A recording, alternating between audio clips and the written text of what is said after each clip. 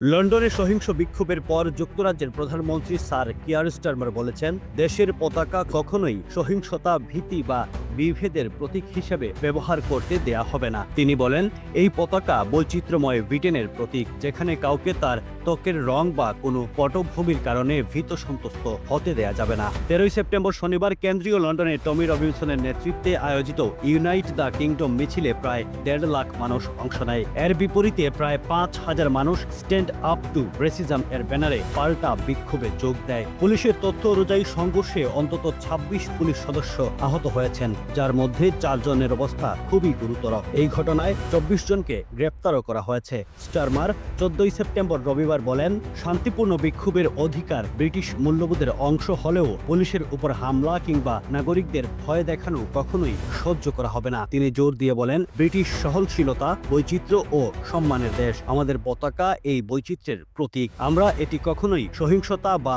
বিভেদের হাতিয়ার হতে দেব না। বিক্ষোভ চলাকালে লন্ডনের সড়কগুলো ইউনিয়ন জ্যাক, সেন্ট জর্জ, এমনকি কিছু স্কটিশ ও ওয়েলসের পতাকায় ছেয়ে যায়। দুপুর পর্যন্ত পরিস্থিতি শান্ত থাকলেও বিকেলের দিকে উত্তেজনা ছড়িয়ে পড়ে। পুলিশ জানায়, বিক্ষোভকারীদের দুই গ্রুপকেই আলাদা করতে গিয়ে কর্মকর্তাদের উপর হামলা চালানো হয়। ভিড় নিয়ন্ত্রণে আনার জন্য ঘোড়সওয়ার পুলিশ ব্যাটন ব্যবহার করে। মেট্রোপলিটন পুলিশ জানিয়েছে, গ্রেপ্তারদের মধ্যে 19 থেকে 58 বছর বয়সী নারী পুরুষ রয়েছেন। আইন শৃঙ্খলা রক্ষাকারী বাহিনী আর ফুটেজ বিশ্লেষণ করে আরও গ্রেপ্তার করবে বলে জানিয়েছে। Running a restaurant? Your food deserves the spotlight. Currywalla Media. Let's make your food famous.